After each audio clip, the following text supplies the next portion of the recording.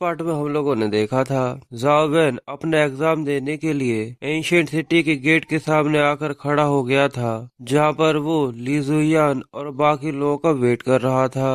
पर तभी Zhao van का फोन अजीब तरीके से बीप बीप करने लगता है। पर ज़ाओ वैन के देखने पर उसे ये समझ में नहीं आता कि उसका फोन पहले इस तरीके से वाइब्रेट नहीं करता था और ना ही उसके अंदर कोई कैमरे का ऐप था।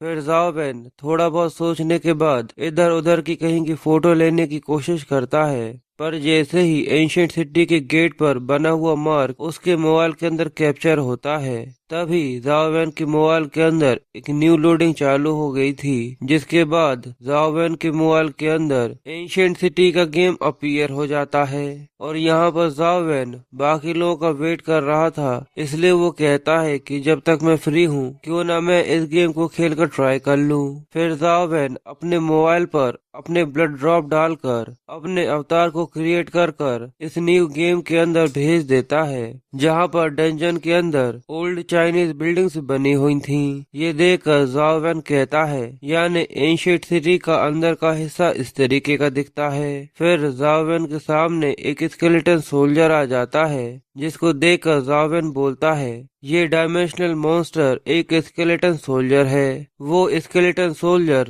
ज़ाओ वैन के अवतार को देखते ही उसके ऊपर अटैक करने के लिए आगे आने लगता है, पर ज़ाओ वैन का अवतार उसे डॉज करते हुए सोचता है भले ही ये सबसे पहले आकर मुझ पर अटैक कर रहा है, पर इसकी स्पीड और स्ट्रेंथ काफी ज्यादा कम है। जिसके बाद ज़ाओ वैन अपने डिवाइन माइटी फिस्ट का इस्तेमाल करते हुए उस स्केलेटन सोल्जर के टुकड़े टुकड़े कर देता है, जिसके अंदर से ज़ाओ वैन को एक स्किल स्टोन मिलता है, जो देखकर ज़ाओ वैन भी हैरान होता है और कहता है क्या सच में मेरे पहले मॉन्स्टर से लड़ने के बाद ही मुझे एक स्किल स्टोन मिल चुका है। जिसके बाद ज़ाओ वैन उस स्किल स्टोन को अपने अंदर एब्जॉर्ब कर लेता है, पर ज़ाओ वैन के इस स्टोन को एब्जॉर्ब करने पर उसे ऐसा नहीं लगता जैसा उसे डिवाइन माइटी फिस्ट को लर्न करने में लगा था। यहाँ इस न्यू स्किल का नाम स्केलेटन पाम होता है, जिसका विटिलिटी नंबर 1 था। ज़ाओ वैन थोड़ा सा कंफ्यूज अपने मन में कहता है मुझे पता है कि ये विटिलिटी स्किल स्केलेटन सोल्जर्स के पास है, पर ये विटिलिटी स्किल बेसिकली काफी ज्यादा लो लेवल की स्किल है और इसकी विटिलिटी रैंक भी काफी ज्यादा कम है। जिसके बाद ज़ाओ वैन सोचता है कि शायद उसे अंदर और कुछ भी मिल सकता है, इसलिए वो डंजन के और अंदर जाने के लिए अपने म्यूटेटेड एंट को समन करते हुए बोलता है चलो डंजन के अंदर इस स्किल पाम की पावर को टेस्ट करते हैं। जिसके बाद ज़ाओ वैन म्यूटेटेड एंट के ऊपर सवार होकर डंजन के डीपेस्ट एरिया के अंदर जाने लगता है, जहाँ पर ज़ाओ वैन के सामने और भी कई सारे स्केलेटन सोल्जर्स आते हैं और ज़ाओ वैन और म्यूटेटेड एंट बड़े ही आराम से उन सभी को हरा देते हैं। पर बहुत सारे स्केलेटन सोल्जर्स को हराने के बाद भी उन्हें कोई भी स्किल स्टोन या फिर कोई भी एनर्जी स्टोन नहीं मिलता, जो देखकर ज़ाओ वैन बहुत ज्यादा शॉक्ड हो जाता है और कहता है इतने सारे स्केलेटन सोल्जर्स को मारने के बाद भी मुझे ऐसा नहीं लगा था कि मुझे कोई और स्किल स्टोन नहीं मिलेगा।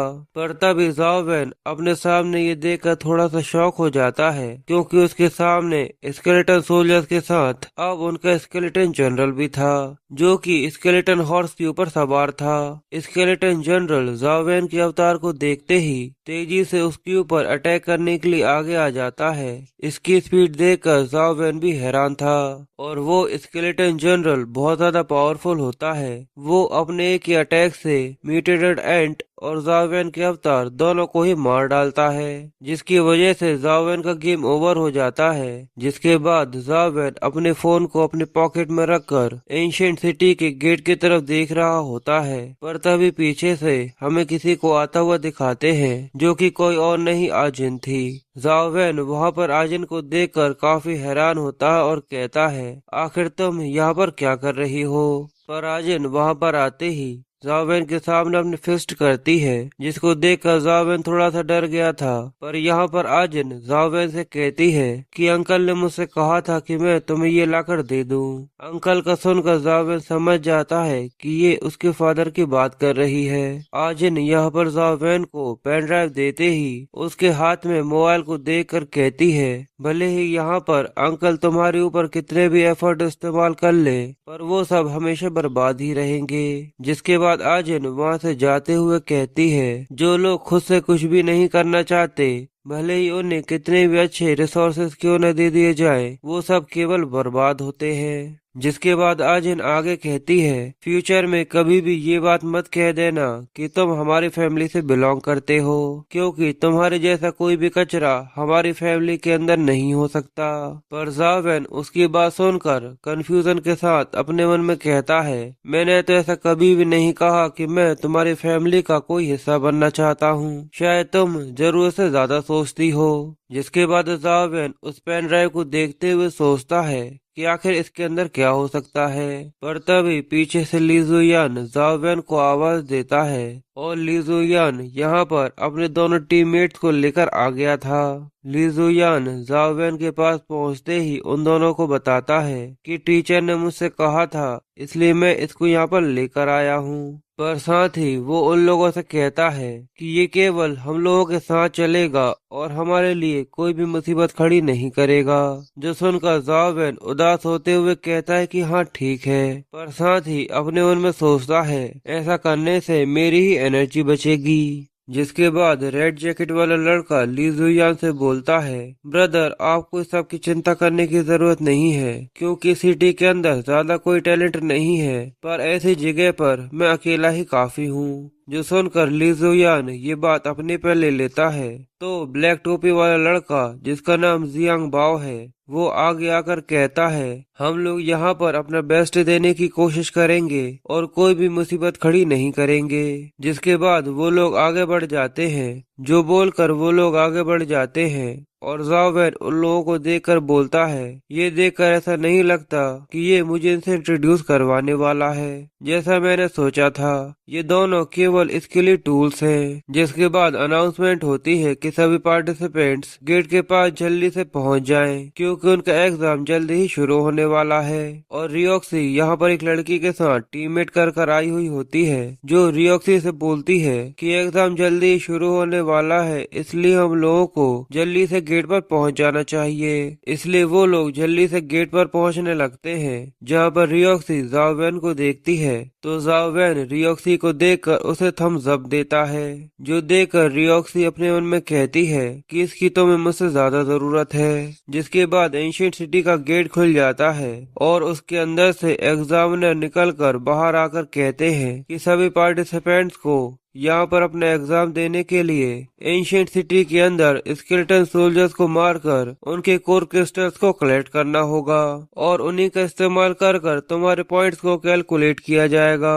जिसके बाद सभी लोग अंदर जाना चालू करते हैं और जैसे ही जावेन अंदर पहुँचता है तो उसकी आँख खुली की खुली रह जाती है और वो अंदर का सीन देखकर बहुत ज्यादा हैरान हो जाता है। जैसे ही सभी पार्टिसिपेंट्स एंशिएंट सिटी के अंदर पहुँच जाते हैं तो वहाँ पर कई सारे स्केलेटन सोल्जर्स उनके सामने अपीयर होना चालू हो जाते हैं और सभी स्टूडेंट्स उनको देखकर उनको मारने के लिए आगे बढ़ जाते हैं। और हमें जावेन की टीम को भी दिखाते हैं, जहां पर जियांग बाओ और वो रेड जैकेट वाला लड़का बड़े ही आराम से स्केलेटन सोल्जर्स को मारते हुए आगे बढ़ते जा रहे होते हैं। जो देखकर वहीं पर खड़ा हुआ जावेन अपने मन में सोचता है, ये देखकर मुझे नहीं लगता कि मुझे कोई भी चिंता करने की जरूरत है। ये मेरे लिए काफी ज्यादा अच्छा है, यानी अब मेरे पास समय है जिससे मुझे जो शक है वो मैं पूरा कर सकता हूँ। जो बोलकर जावेन अपने मोबाइल को बाहर निकाल लेता है और ली जुयान उसको देखते हुए कहता है, इसने फिर मोबाइल के अंदर गेम खेलना चालू कर दिया।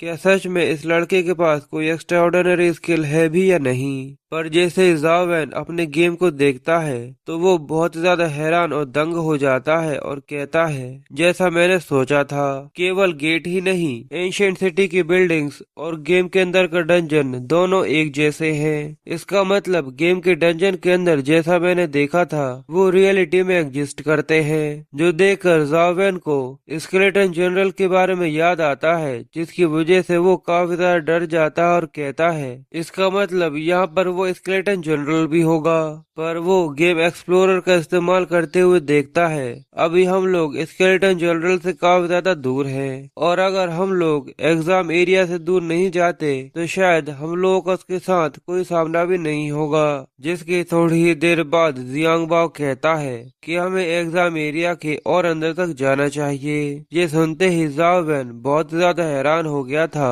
जिसके बाद वो रेड जैकेट वाला लड़का उसे समझाते हुए कहता है कि इस एरिया के सारे स्केलेटन सोल्जर्स को लगभग हरा दिया गया है और यहाँ पर स्केलेटन सोल्जर्स की मात्रा भी बहुत ज्यादा कम है, और अगर हम लोगों को एक हाई स्कोर चाहिए तो हम लोगों को इस एरिया के और अंदर तक जाकर इसे और एक्सप्लोर करना होगा।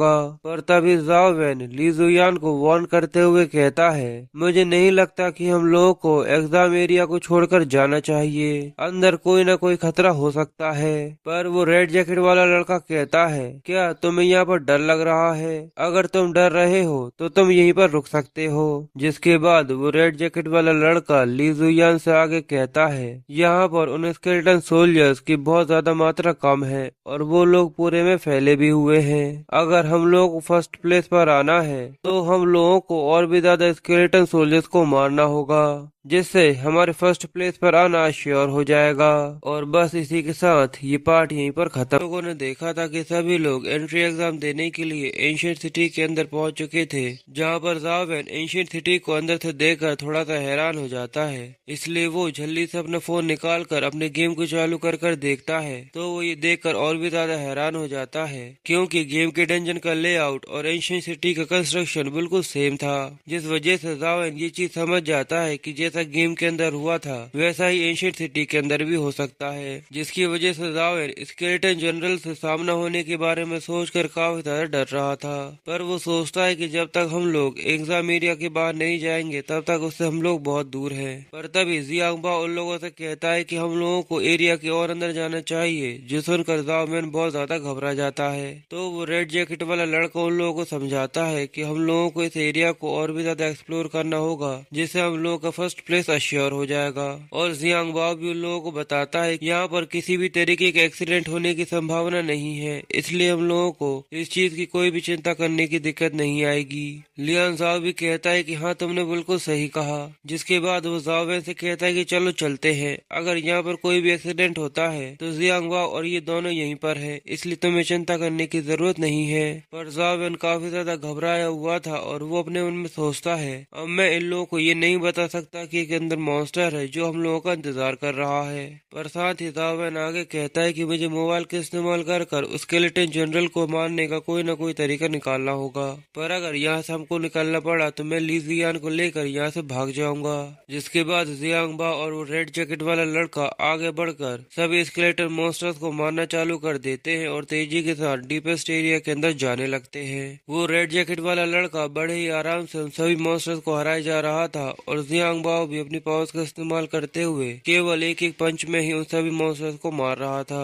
पर हमें पीछे की तरफ दिखाते हैं कि जाओ वैन अपने मोबाइल को निकाल कर गेम खेलना चालू कर देता है, पर वो जितने भी बार स्केलेटन जनरल के पास जाता है पर हर बार स्केलेटन जनरल उसे बड़े आराम से एक स्ट्राइक में हरा देता है, जिस वजह से जाओ वैन काफी ज्यादा टेंशन में होता है और कहता है कि सबसे काम नहीं चलने वाला। साइड में डॉज कर कर और जंप कर कर मैं स्केलेटन जनरल के चार से नहीं बच सकता, वो तुरंत ही मुझे मार डालता है। पर साथ ही वो स्केलेटन जनरल के एसेंस एनर्जी स्किल को समझ लेता है और बोलता है, स्केलेटन जनरल अपनी स्पीड को मेंटेन नहीं करता, वो केवल तभी अपनी स्पीड को इंक्रीज करता है जब उसको चार्ज करना होता है। शायद ये स्केलेटन जनरल का एसेंस एनर्जी स्किल है, जिस वजह से वो और भी ज्यादा टेंशन में आ जाता है और बोलता है, अगर गलती से भी उसने हम लोगों को ढूंढ लिया तो वो तो हमें एक ही चुटकी में खत्म कर देगा। पर तभी जाओ वैन अपने सामने की तरफ देखता है कि उस रेड जैकेट वाले लड़के ने स्केलेटन मॉन्स्टर को हराने के बाद उसके अंदर से एसेंस एनर्जी क्रिस्टल मिला था, जिसे लेकर वो रेड जैकेट वाला लड़का लू जियान के पास जाकर उसे वो दे देता है।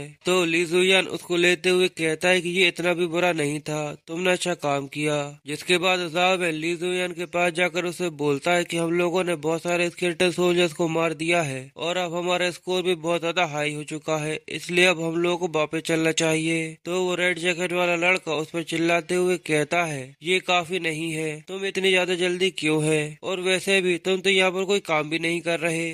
और जियांग बाओ अंदर की तरफ इशारा करते हुए कहता है कि अगर हम लोगों ने और भी कुछ लोगों को मार दिया तो हमारा फर्स्ट प्लेस पर आना गारंटीड हो जाएगा। जिसके बाद ली जुयान अपने मोबाइल के अंदर ट्रैक कर कर बोलता है कि यहाँ पर कोई भी लेजेंडरी और हाई लेवल का डेमोनिक क्रीचर नहीं है, इसलिए और अंदर जाने में कोई भी दिक्कत नहीं है। पर तभी जाओ वैन ली जुयान का हाथ पकड़ लेता है और कहता है कि रुक जाओ, क्या तुम्हें सिक्स्थ सेंस पर यकीन है? तो ली जुयान भी थोड़ा सा कंफ्यूज होता है कि आखिर ये क्या कहना चाहता है सिक्स्थ सेंस। तो जाओ वैन उसको समझाते हुए एक कहानी बनाता है और कहता है कि जब भी मुझे ऐसा लगता है कि कोई खतरा आसपास है तो मेरा सिक्स्थ सेंस मुझे बताता है, जिसकी वजह से मुझे अनकंफर्टेबल फील होने लगता है और इस बार ये फीलिंग बहुत ही ज्यादा पावरफुल है। ये सुनकर रेड जैकेट वाला लड़का जाओ वैन से कहता है कि अब तुम ये मान लो कि तुम काफी ज्यादा डर रहे हो और यहाँ पर सिक्स्थ सेंस का इस्तेमाल कर एक कहानी बनाना काफी ज्यादा कमाल का है। जिसके बाद वो जावेन के पास आकर चिल्लाते हुए कहता है कि ली जुयान यहाँ पर तुम्हें इसलिए लेकर आया है जिससे तुम अपना सिर उठाकर बाद में चल सको,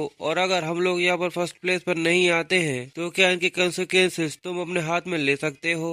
पर जावेन उसको समझाते हुए कहता है कि एंशिएंट सिटी कोई भी छोटी जगह नहीं है, इसलिए कोई भी स्टूडेंट इस एरिया को छोड़ने की हिम्मत नहीं करता, और वैसे भी हम लोगों ने बहुत सारे पॉइंट्स को ऑब्टेन कर लिया है, इसलिए अगर हम लोग ऐसे ही कंटिन्यू और भी कई सारे मॉन्स्टर्स को मारते हैं तो भले ही हमारे पास एक एडवांटेज होगी, पर हम लोग ऐसे अननोन एरिया में जाकर अपनी लाइफ को रिस्क में क्यों डाले। जो सुनकर ली जुयान भी कहता है कि हाँ तुमने एक सेंसेबल बात करी है। पर तभी ली जुयान के पीछे से उसके ऊपर एक अटैक होता है जिसकी वजह से वो बहुत ज्यादा घायल हो जाता है, और ये अटैक ली जुयान पर जियांग बाओ ने किया था। ये देखकर वो रेड जैकेट वाला लड़का उस पर चिल्लाने लगता है तो जियांग बाओ उसको भी काफी ज्यादा घायल कर देता है और वो उसे कहता है कि मेरे काम में टांग मत अड़ाना। ली जुयान वहाँ पर घायल खड़ा हुआ जियांग बाओ से कहता है कि मैंने ऐसा कभी भी नहीं सोचा था कि मेरे बड़े भाई ने तुम्हें यहाँ पर मुझे मारने के लिए भेजा होगा। पर साथ ही यहाँ पर ली जुयान इन्फिनिटी कंटेंट डिवाइन आर्ट का इस्तेमाल करते हुए अपने घाव को हील कर लेता है। ये देखकर जियांग बाओ ली जुयान से कहता है मैंने ऐसा सोचा नहीं था कि ली फैमिली का थर्ड यंग मास्टर जो हमेशा लड़कियों के साथ फ्लर्ट करता फिरता है उसने कैसे स्किल को मास्टर किया होगा जिसके लिए वर्जिन रहना जरूरी है। जिसके बाद हमें इनविंसिबल कॉन्टेंट डिवाइन आर्ट के बारे में बताया जाता है, जैसे कि हर एक डायमेंशनल क्रीचर के अंदर से डायमेंशनल क्रिस्टल मिलता है जिससे ऑब्टेन होने वाला एनर्जी एसेंस स्किल अलग अलग होते हैं, और वैसे ही एसेंस एनर्जी कल्टीवेशन भी एक तरीके की कल्टीवेशन मेथड होता है। एनर्जी एसेंस कल्टीवेशन कल्टीवेटर की लिमिटेशंस को बढ़ा देती है, जिसको कल्टीवेट करना बहुत ही ज्यादा रेयर होता है, और वो अपने कल्टीवेटर की लिमिट्स को बढ़ाकर मॉर्टल और लेजेंडरी को स्किप कर सीधे मिथिकल पर पहुंचा देती है, जिससे उसकी एसेंस एनर्जी स्किल सीधे मिथिकल पर पहुंच जाती है। जिसके बाद ली जुयान जाओ वैन को देखते हुए बोलता है कि जैसा मैंने सुना था कि इस स्किल को कल्टीवेट करने के लिए वर्जिन होना जरूरी है, और अगर आप एक बार वर्जिन नहीं रहे तो उसके बाद आपकी सारी मेहनत बेकार हो जाएगी।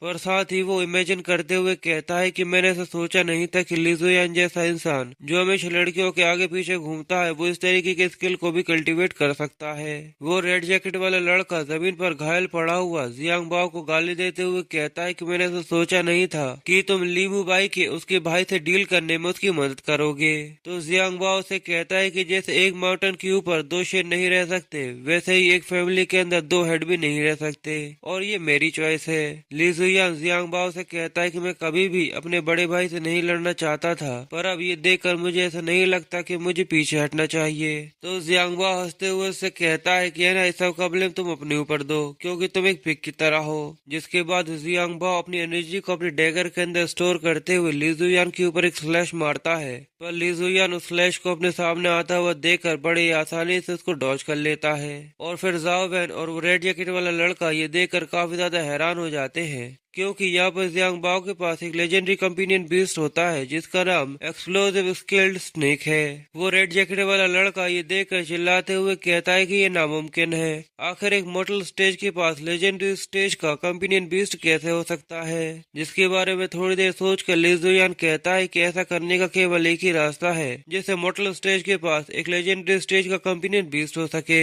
अगर वो इसे खुद से इंक्यूबेट ना कर किसी लेजेंडरी स्टेज के एक्सपर्ट से इसको इंक्यूबेट करवाए और बाद में अपने आप को ट्रांसफर करवा ले, जिससे मॉर्टल स्टेज का पर्सन भी एक लेजेंडरी स्टेज की कंपेनियन बीस्ट को अपने पास रख सकता है, भले ही इसमें उसकी जान भी रिस्क में क्यों न आ जाए। जो सुनकर जियांग बाओ से कहता है कि जैसा तुम्हारे बड़े भाई ने कहा था, सच में तुम काफी ज्यादा स्मार्ट हो, इसलिए तुम्हें जरूर से मर जाना चाहिए। जो बोलकर जियांग बाओ फिर से ली जुयान के ऊपर अटैक करने के लिए आगे बढ़ता है, पर जैसे ही जियांग बाओ उसके काफी ज्यादा करीब आ जाता है तभी ली जुयान उसको अपने हाथ से ही पकड़ लेता है। जो देखकर जियांग बाओ काफी ज्यादा हैरान हो जाता है और हमें सामने की तरफ दिखाते हैं कि ली जुयान ने भी यहाँ पर अपने कंपेनियन बीस्ट का इस्तेमाल करना चालू कर दिया था, जिसकी वजह से ली जुयान के हाथ पर एक आर्मर आ जाता है और फिर वो अपनी एनर्जी को स्टोर करते हुए जियांग बाओ के ऊपर अटैक करता है, जिससे जमीन भी शटर हो जाती है। जियांग बाओ बहुत दूर जाकर जमीन पर गिरता है, पर साथ ही वो ये देखकर हैरानी के साथ कहता है, मैंने ऐसा सोचा नहीं था कि तुम्हारे पास भी एक लेजेंडरी स्टेज का कंपेनियन बीस्ट है। इसका मतलब ली जुयान तुमने भी इसे गलत तरीके से ही ऑब्टेन किया है।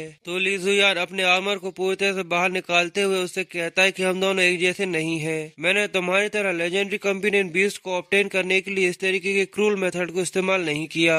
ली जुयान का और बहुत ज्यादा टेरिफाइंग लग रहा था, जिसकी वजह से जियांग बाओ काफी ज्यादा घबरा जाता है, इसलिए वो जल्दी से कपकपाते हुए उठकर वहाँ से भागने लगता है। जो देखकर ली जुयान उसे कहता है, तुम यहाँ से जाना चाहते हो, पर क्या तुमने मुझसे परमिशन ली? जो बोलकर वो भी उसके पीछे भागने लगता है।